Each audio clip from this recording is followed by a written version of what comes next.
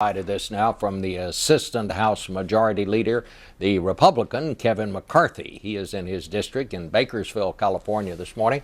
Mr.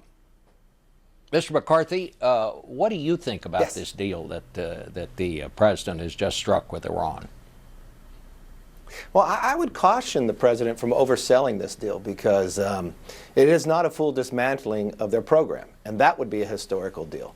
When you have friends and allies inside the region strongly opposed to it, I would caution. And I agree with the minority whip that we should move forward with the sanctions in the Senate.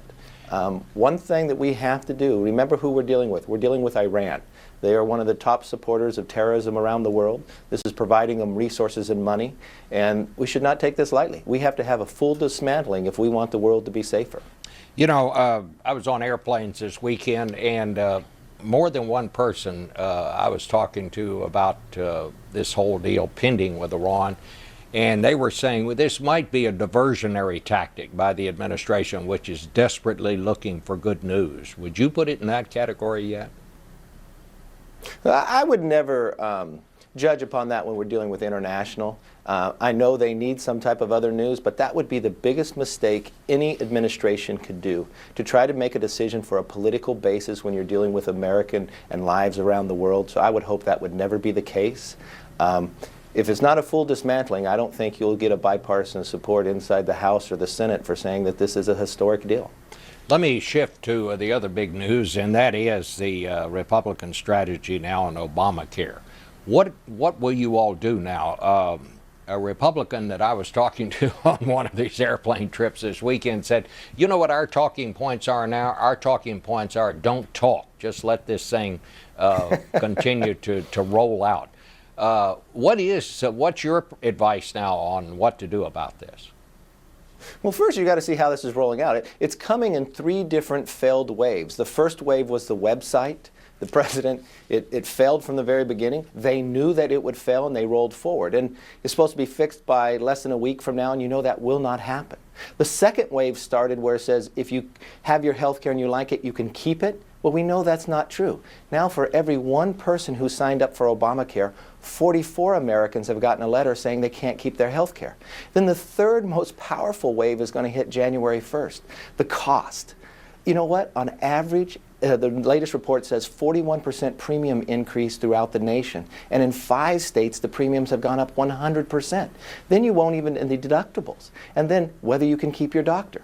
I do not believe you can fix this law to lower the cost and increase access. We have to scrap it and start anew and get a bipartisan consensus that actually puts the patient first and lowers the premiums. Now, Republicans have had many ideas on this. But what would you do to get a bipartisan approach? I must say I haven't seen many bipartisan approaches so far in all of this. Well, I think with the latest polling that you even shown, where more than 60% of Americans are opposed to this, I think it would move both parties to come together. And one thing I would see is a couple different things. The number one raising cost of health care is the lack of tort reform, malpractice reform. The studies have shown that. Going across state lines for insurance. You can do that with car insurance, but you can't do it with health insurance. The idea is a small business able to pool together to get greater cost, greater ability to lower the cost. These have all been scored by the Congressional Budget Office, ideas from Republicans, and it lowers the premium from 10% to 8%.